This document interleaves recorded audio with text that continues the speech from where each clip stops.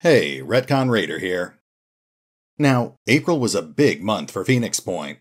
Between Backer Build 1, EGX Rezzed, and the briefing number 4, we've received all sorts of new information about the game. So much that I'll actually be dedicating separate videos to at least some of these topics. Still, we'll at least touch on all of these topics today, and we'll start by talking about the mutant elephant in the room, Backer Build 1, which was just released on May 1st. This is obviously a pretty big deal. In fact, the vast majority of the information I collected in April consisted of teasers or references to this backer build. Of course, now that the backer build has actually come out, most of that information is already out of date, so I won't bother repeating it here. Instead, let's just spend some time covering the basics before we move on to the next topic. First of all, the backer build is available to the general public. If you back the project on Fig at the Digital Extras tier or higher, then you should already have access to it. But even if you didn't back the original crowdfunding campaign, you can still get access to the new backer build by simply pre-ordering the game at the Luxury Digital Edition or higher on Snapshot Games' official website. But of course, before you get too excited, it's important to realize that this is pretty far from a finished product. Backer Build 1 is essentially a very limited skirmish mode using a pre-alpha build of the game's planned combat system. A lot of the bigger pieces are already in place.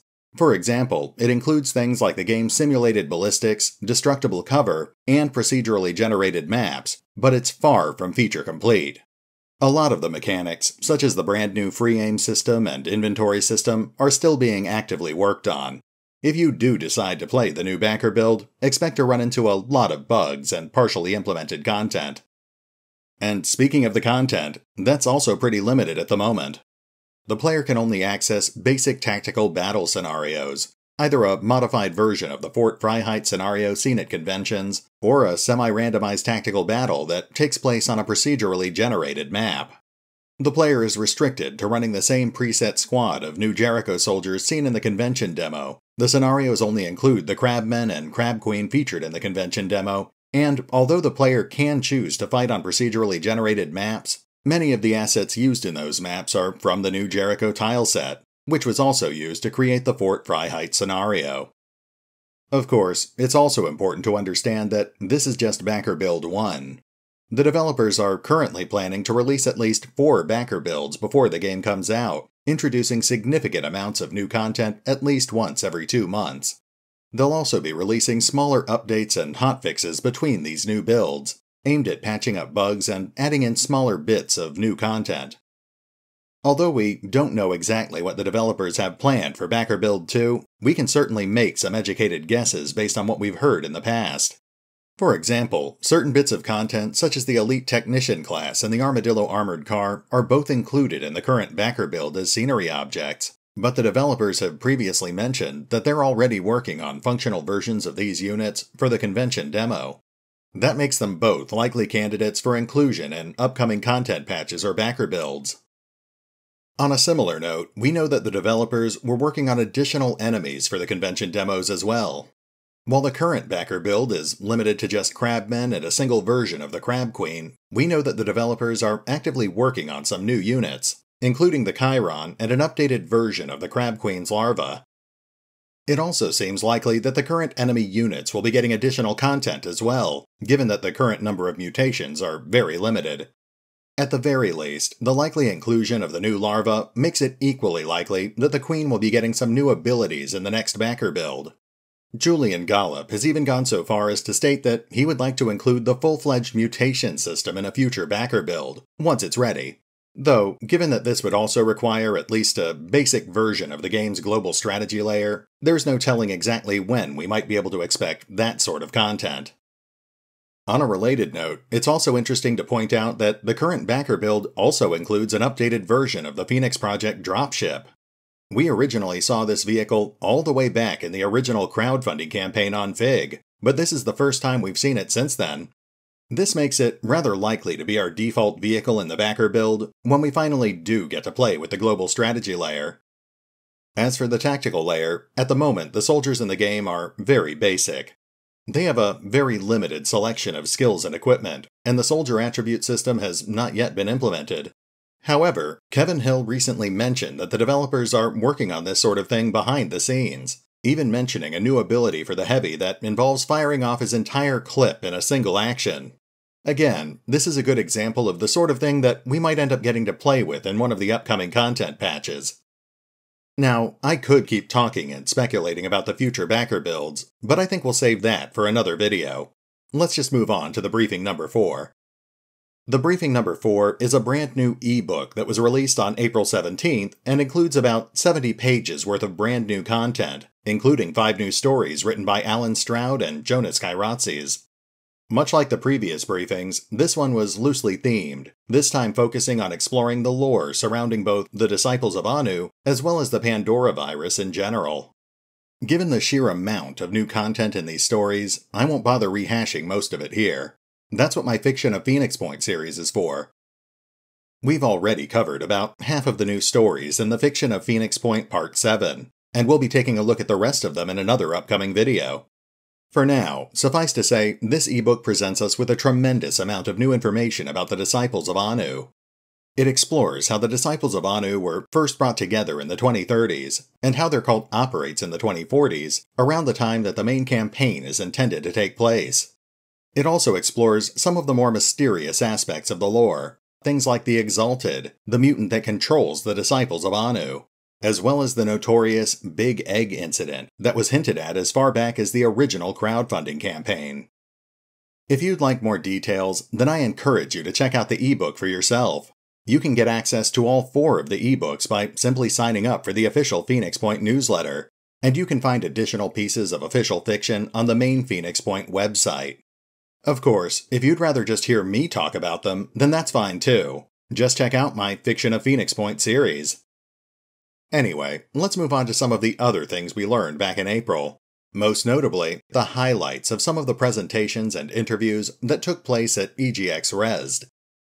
Let's start by taking a look at these rather intriguing new alien designs, which appear to be new mutations for the Crab Queen. Like the Crabmen Gunners, several of these mutations appear to integrate ranged weaponry into the Crab Queen's design, and the concept renders also include what appears to be more heavily armored variants of the Crab Queen's normal legs. The developers have really been highlighting the game's planned mutation system over the past few weeks, so this is likely something that we'll be seeing more of in the upcoming backer builds. Most units will have 2 to 3 mutations for every part of their body, including both conventional limbs as well as other potentially non-conventional body parts, such as wings or tails. This means that even the most basic mutants in the game, such as the iconic Crabmen, will have hundreds of possible variations, with each different modular mutation having its own unique effect on the unit it's connected to. Some of these mutations will just provide basic modifiers to the mutant's attributes, such as by providing it with additional health or mobility, but other mutations may end up giving them entirely new abilities. At EGX Rezzed, Julian Gollop specifically identified one of the new mutations as a goo-spitter head, which he stated could be used to trap the player's soldiers. He went on to explain that one of the alien's main objectives will be to capture the player's soldiers on the battlefield, so that they can be deliberately infected with the Pandora virus, which may give the virus access to their memories. If this ends up happening, the now mutated soldier may end up leading an attack on one of the player's bases soon afterwards. Julian also reminded us that the player can essentially do the same thing to the aliens, by researching or otherwise acquiring technology that allows them to capture and interrogate enemy units.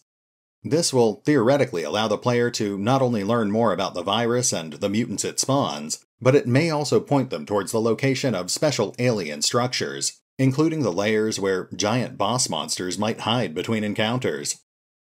This is rather intriguing, because Julian has also recently given us more details about at least some of those alien structures. For example, he mentioned that the most basic alien structure is simply called a nest, which the Pandora virus uses to breed basic minion units. Thanks to the PC Games N interview from March, we know that these nests can further evolve into larger structures known as hives. These hives are used to spawn more powerful enemies, including a boss mutant known as the Hive Queen, which may simply be another name for the rather familiar Crab Queen. At EGX Rezzed, Julian Gollop further elaborated that, if left unchecked, the alien structures would become so vast that they could even spawn behemoths, the largest alien units in the game. He mentioned that these units are essentially giant harvesters intended to collect massive amounts of organic material so that the virus can continue constructing additional facilities. That means that if a behemoth manages to reach and destroy a haven, not only does it deprive the player of a potential ally, but it also actively promotes the alien agenda. Julian Gollop also briefly touched on the subject of difficulty, indicating that Phoenix Point will include difficulty settings, but that they won't rely on something as basic as simple attribute modifiers. Instead, changing the difficulty of the game will alter how smart and strategic the other factions will be on the game's global layer, as well as how efficiently the aliens will adapt to counter the player's strategies. Although we don't have much context for it, it's also interesting to note that the developers have recently shared 2 new concept images related to the game's havens. The first image was shown during Julian Gollop's presentation at EGX Rezzed, and has apparently been identified as the Haven Management View, though it's obviously still in the conceptual stage at the moment. The second image was instead mixed in with the latest press kit, showing new concept art for an industrial, factory-like environment. Now, that covers the bulk of the new information that we received about Phoenix Point throughout April, but there were a few more interesting tidbits that I collected while scouring the internet. Kevin Hill recently gave us some additional insight surrounding some of the recent changes that were made to the game's planned combat system. When development first started, Julian Gollop intended for the hybrid combat system to automatically end a unit's turn once they made an attack, but to allow for the possibility of chaining multiple attacks by spending willpower to fuel special abilities. More recently, however, both the convention demo and backer build have featured a modified system where units can actually make multiple attacks in a single turn, as long as they have enough action points or time units to do so. This new mechanic is currently being prototyped and tested due to fan feedback, but the development team still has some misgivings about its current implementation. Their main concern is that by providing the player with the ability to make multiple attacks in a single turn, it will hurt the overall gameplay by encouraging the kind of camping strategies that the willpower system was intended to discourage. While the developers do want to implement a system that the fans are happy with, they also want to make sure that the system is fun and properly balanced, so we're sure to see some additional changes to the combat system as development moves forward. Finally, although it's not really much in the way of official news, I thought it was worth bringing up the original concept art for New Jericho's soldiers. Now, obviously, this early concept art presented the faction as a much more ragtag, post-apocalyptic band of soldiers, what you would expect to see in a game like Fallout or Metro 2033. Given that the more recent character designs present New Jericho's soldiers in a very different light, it's safe to say that these original concept images are no longer going to be used for the faction. However, Kevin Hill did recently state that he hoped at least some of these character designs would still make it into the final game, possibly as part of the design for the small independent havens that the player might encounter while exploring the geoscape. I know, it's nothing definitive, but given my love for post-apocalyptic settings, I'm going to have to agree with Kevin. I really do hope that these designs end up making it into the final game. That said, this is RetconRaider, signing off. Thanks for listening. Oh, and remember, although I do love talking about Phoenix Point, you can find out more about the game by visiting the official website, the Facebook page, the YouTube page, the Reddit, the official Discord channel, or the original crowdfunding campaign over on Fig. Links are in the description.